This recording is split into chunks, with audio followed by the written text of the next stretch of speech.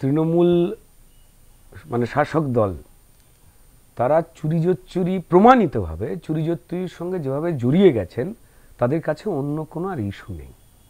এবং পশ্চিমবঙ্গের প্রত্যেকটা মানুষ জানে যে পুলিশকে, অত্যন্ত যোগ্য পুলিশকে আইন রক্ষা করার কাজে নাগরিকের হয়ে ব্যবহার না করে তৃণমূল নেত্রী এবং মুখ্যমন্ত্রী মমতা বন্দ্যোপাধ্যায়, যিনি পুলিশ মন্ত্রীও বটে, তিনি কনস্ট্যান্ট নির্দেশ দেন যা তৃণমূলের পক্ষে বিপজ্জনক। যে সত্যি মানুষ চাইছে কিন্তু তৃণমূল চাইছে না, তার বিরুদ্ধেই তোমাদের প্রমোশন কাজ করলে বা কাজ না করলে ট্রান্সফার, এবং ধমকি বা ভয়।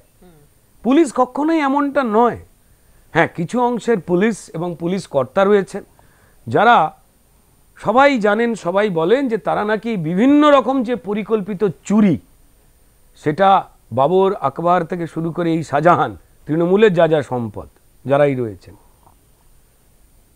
সেইটাকে প্রোটেক্ট করবার জন্য জড়িয়ে, অর্থাৎ চোর বাঁচাও মানে তৃণমূল আগলাও, এটা তাদের যে স্লোগান নিয়ে কাজ করছেন। তারা বর্দির যে কসম খেয়েছেন, যে শপথ নিয়েছেন, যে অশোক স্তম্ভ, যে সংবিধান, তারা সেটাকে ভেঙে কাজ করতে চান না। কিন্তু তাদেরও তো পরিজন আছে, আত্মীয় আছে, স্বজন আছে।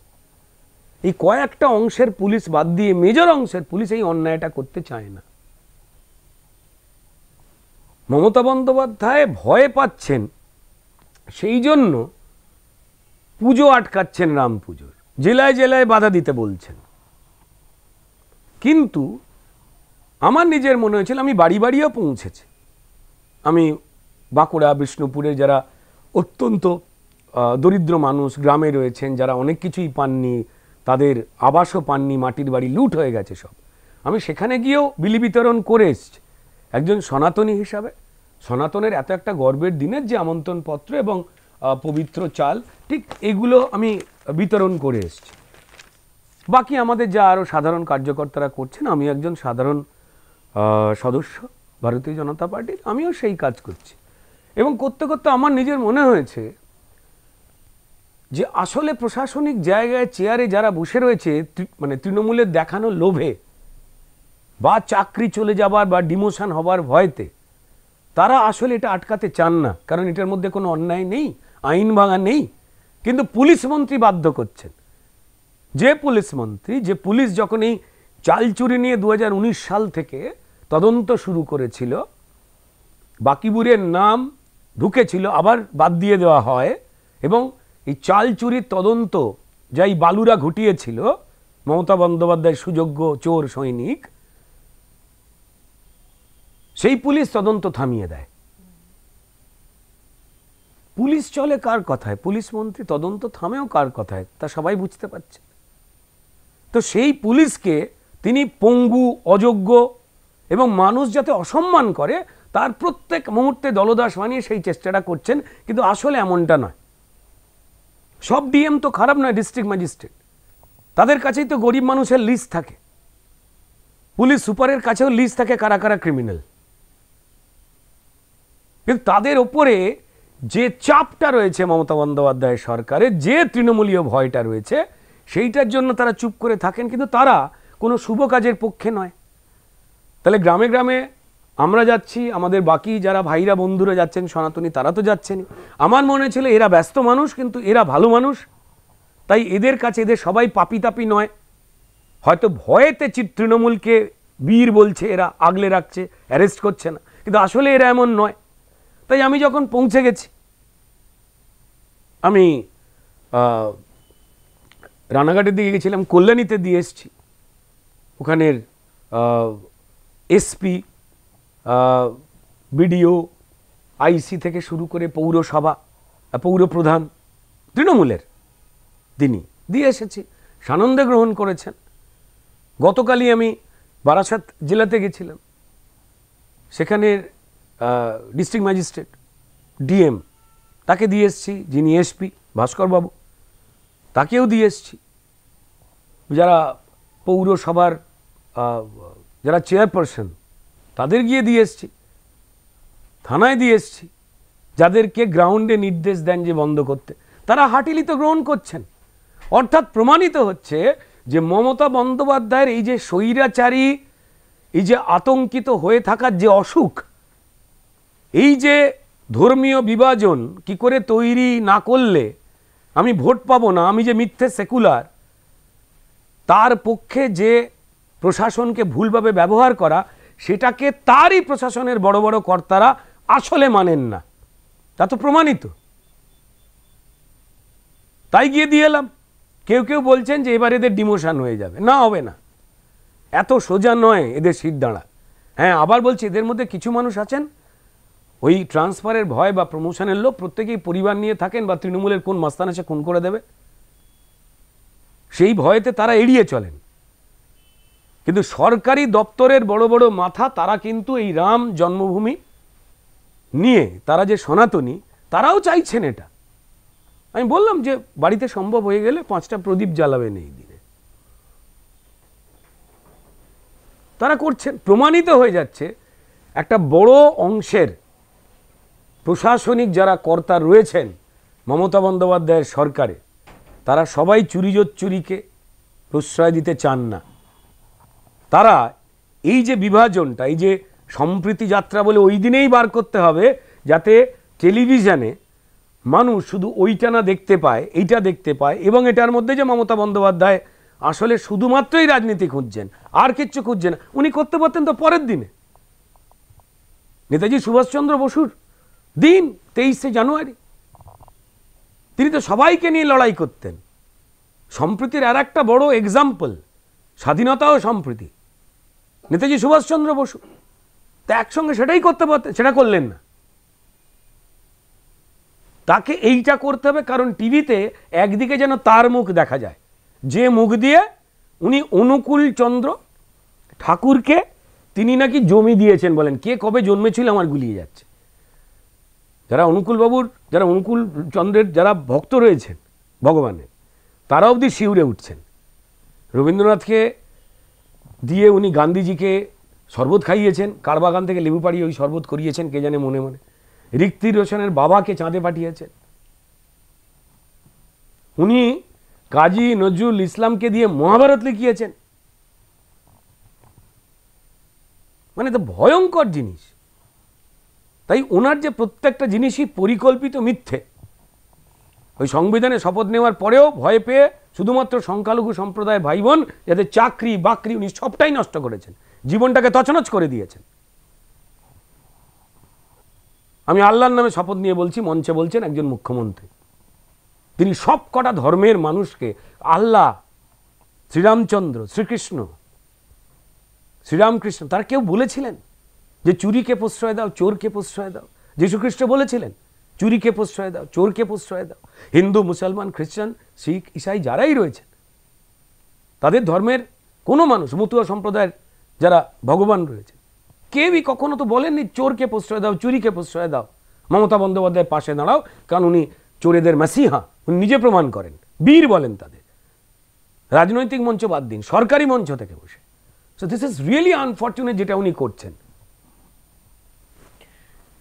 দাদা, এই যে 2021 সালে যখন বিধানসভা ভোটের আবহ ছিল, সেই সময় আমরা দেখতে পেয়েছিলাম যে তিনি কনভয়, মানে তিনি জেলার দিকে যাচ্ছিলেন, তার কনভয়ের পাশ থেকে কোনো জনতা তারা স্লোগান দিয়েছে জয় শ্রীরাম, এবং তখন তিনি কনভয় থামিয়ে সেখানে কেড়ে কেড়ে বলে ছুটে গেলেন, তেড়ে গেলেন। এবং এরপরে যখন আমরা লোকসভা ভোটের আগে যখন এই রাম মন্দির নিয়ে সারা ভারত জুড়ে এখন চর্চা চলছে, সেই সময়ও তাকে যখন রাম মন্দির উদ্বোধনের ইনভিটেশন কার্ড পাঠানো হয়েছে, তিনি তখন পরিষ্কার বলে দিয়েছেন যে আমি যাব না। এবং শুধু তাই নয়, তিনি এখন সম্প্রতি ক্যামেরার সামনে তিনি সেই রাম মন্দিরকে সে কিছু মন্দির, ওই মন্দির, এরকম ধরনের কথা বলছেন, কিন্তু রাম নামটা তিনি উচ্চারণ করছেন না। আপনি এক্ষুনি বলছিলেন যে তার ভয় হয়ে গেছে যে ভোটটার, মানে ভোটের যে ভোট ব্যাংকিং, সেটা হয়তো ওনার দিকে কমে যেতে পারে, হিন্দু ভোট চলে যেতে পারে বিজেপির দিকে। তাহলে কি এই কারণেই, এই ভয়টা পেয়েই তিনি রামকে অস্বীকার করে এবং ওই দিন সম্প্রীতি যাত্রা যে করছেন, এটাই কি সেই কারণ? এই কুণাল ঘোষের সঙ্গে মিশলে না এই হয়।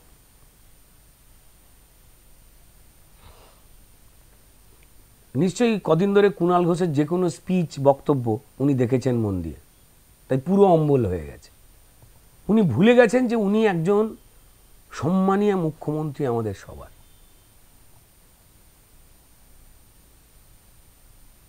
আর দেখুন মানে ওনার যে থালায় আমি খাবো সেই তালায় যে আমি ছেদ করব, ওনার এই পলিসি সর্ববিদিত। যে কংগ্রেসের কোল থেকে উনি জন্ম নিলেন, বড় হলেন, সেই কংগ্রেসকে কদিন আগে অবধিও পচা ডোবা ফোবা বলতে ওনার একটিও গলা কাঁপেনি, খারাপ লাগেনি। উনি ভারতীয় জনতা পার্টির সঙ্গে জুড়ে মন্ত্রিত্বের জায়গায়ও গিয়েছিলেন। ওনার কোনো কিছুতেই কোনো কৃতজ্ঞতা বোধ নেই, সবাই জানেন এটা। মানে কাজের বেলা কাজী, কাজ ফুরুলেই পাজি। তখন প্রচুর জয় শ্রীরাম করেছিলেন।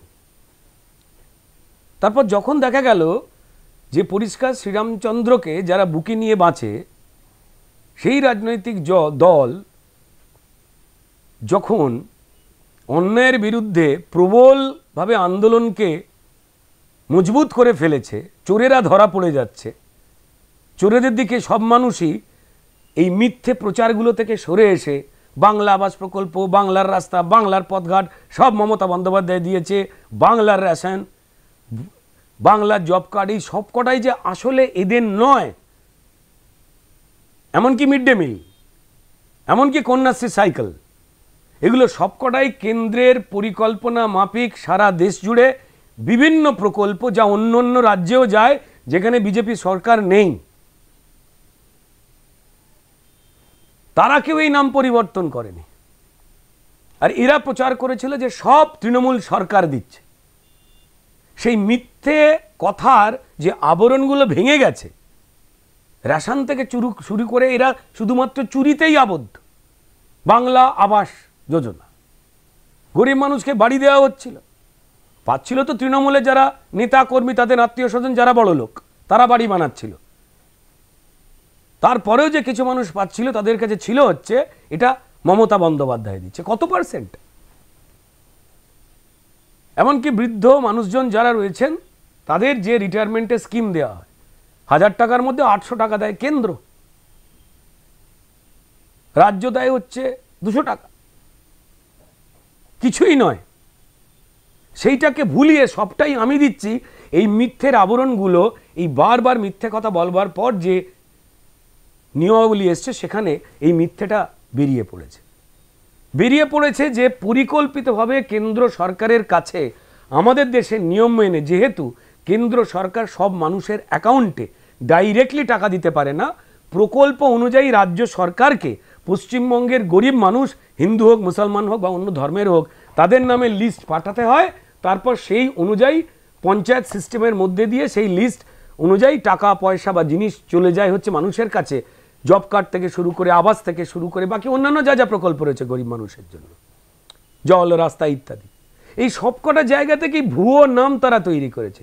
1 কোটি 2 কোটি করে ভুয়ো নাম। আপনি ভাবুন মাসে মাসে কত টাকা হয়, তাহলে বছরে কত? তাহলে এই 10 বছর 12 বছর ধরে এখন জানতে পারা যাচ্ছে যে কিভাবে লক্ষ লক্ষ কোটি টাকা তারা মানুষের পেটের যেটা, সেটা চুরি করেছেন, ভূতের জন্ম দিয়েছেন, যে নামগুলো এক্সিস্টই করে না। ভূত রাম নাম শুনলে ভয় পায়, রেগে যায়। তো সেই ক্ষেত্রে আমার মনে হয় তারা অস্তিত্বহীন ভূতে নিজেদের পর্যবসিত করেছেন। তাই রাম শুনলে তারা ঘাবড়ে যাচ্ছেন। আবার বললাম যে জুন মালিয়াকে দিয়ে রামের মন্দির ওপেনিং করাচ্ছেন। কি করে যে ভোটটাকে কবজা করে আনা যাবে, এইটা বিষয়ে চোর তৃণমূলের একটা বিভ্রান্তি এসেছে। টেন্সড, তাদের মধ্যে লোকসভা নির্বাচনে গিয়ে আসছে। আপনারা নিজেদের মধ্যে দেখতে পাচ্ছেন, অনুব্রত মণ্ডলকে যে বীর বলতেন মমতা বন্দ্যোপাধ্যায়, সে জেলে চলে যাওয়ার পর তার ভাই মার খেয়ে রক্তাক্ত হয়ে পড়ে থাকে। সেই রক্তাক্ত হয়ে পড়ে থাকা ভাইকে সাহায্য করতে মমতা বন্দ্যোপাধ্যায়ের পুলিশ আর এগিয়ে আসে না। এটা কি অনুব্রত মণ্ডল দেখতে পাচ্ছে না, জানতে পারছে না? তিহার জেলে বসে জয়নগরে যে তৃণমূলের হাতে তৃণমূল খুন হয়ে যাচ্ছে, প্রত্যেকটা জায়গায় হচ্ছে, তারা জানতে পারছে না? আদি নব্য অমুক তমুক হ্যান ত্যান নিয়ে একে অপরের নামে কুৎসা গালাগাল, এ ওকে বলছে সাদা হাতি, ও ওকে বলছে কালো কুকুর। লোকে জানতে পারছে না যে কি অবস্থার জায়গায় চলে, দাঁত নখগুলো বেরিয়ে চলে এসছে। তাই মমতা বন্দ্যোপাধ্যায়ের প্রত্যেকটা কথা, তৃণমূল নেত্রীর প্রত্যেকটা কথাই মুখ্যমন্ত্রী হিসেবে যে কথাগুলো বলছেন সেগুলোর মধ্যে এক, বিভাজনের রাজনীতি রয়েছে, দুই হচ্ছে এত বড় কাপড় ছিঁড়ে গেছে যে কাপড় আর রিপু হয় না, সেই মিথ্যে চেষ্টাটা করে যাচ্ছেন এবং যা আমাদের মানুষের মধ্যে বিভেদ তৈরি করবার ক্ষেত্রে বিরাটভাবে একটা কাজ করাবার চেষ্টা চলছে, হুইচ ইজ আনফরচুনেট। একটু পুরুলিয়ার ঘটনায় আসি। পুরুলিয়ায় যে সাধুরা আক্রান্ত হলেন, এবং শুধু আক্রান্ত হলেন বললেও কম বলা হয়, মর্যাদার সমস্ত সীমা পার করে তাদেরকে নগ্ন করে মারধর করা হলো, যেটা অত্যন্ত লজ্জাজনক। এবং পরবর্তীকালে জানা গেল যে এটা শুধুমাত্র গুজবের জেরেই ওনাদের মারধর করা হচ্ছে, কিন্তু সাধুরা নিজেদের মানে স্বভাব সিদ্ধভাবে তারা চাননি যে যারা এই কাণ্ড করেছেন তাদের কোনো শাস্তি হোক।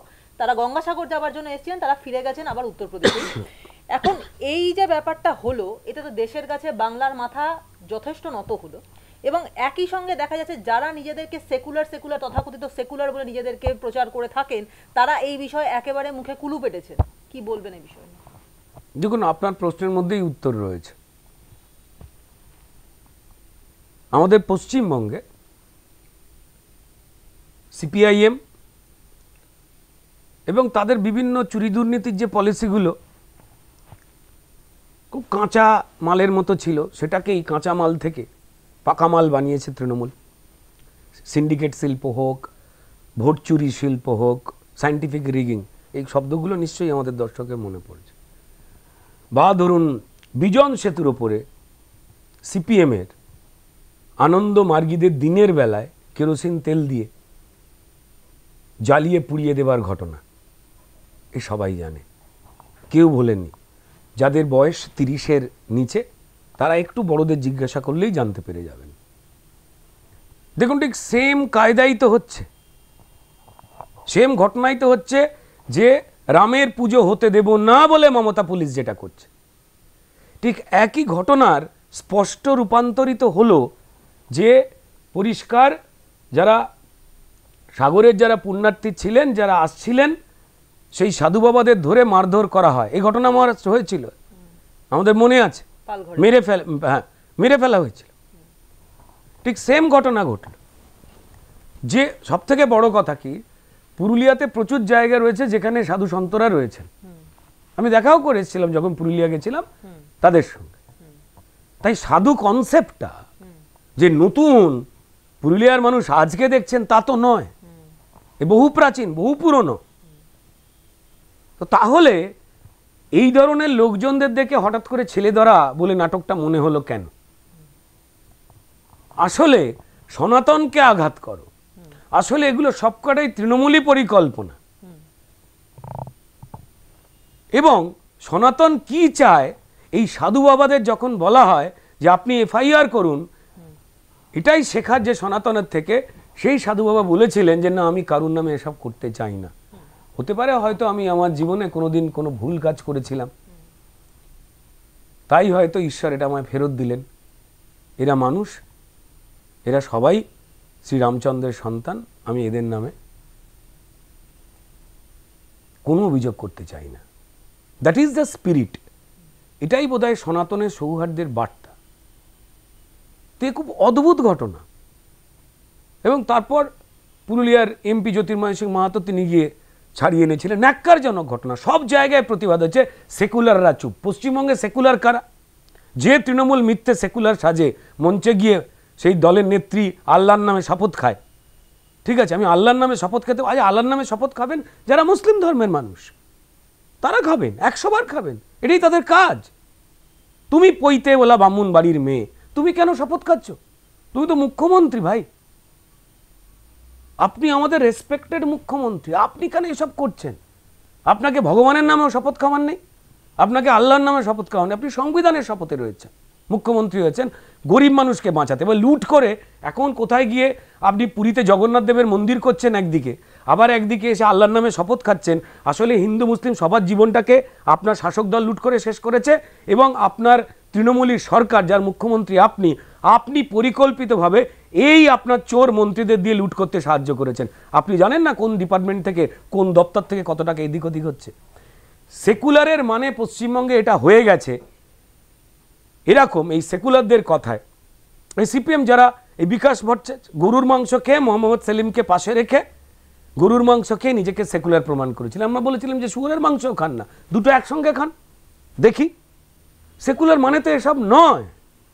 সেকুলার মানে সর্বধর্মে প্রীতি। কোথায় সিপিএম দুর্গাপুজোর সঙ্গে বা বাকি আমাদের অনুষ্ঠানগুলোর সঙ্গে যুক্ত হয়? এখন আমার চেষ্টা করছে ভোটের জন্য। সেকুলার মানে কি? সংখ্যালঘু সম্প্রদায়কে অকারণ, যেটা তারাও চায় না, তারা চায় যে কোনো মহিলা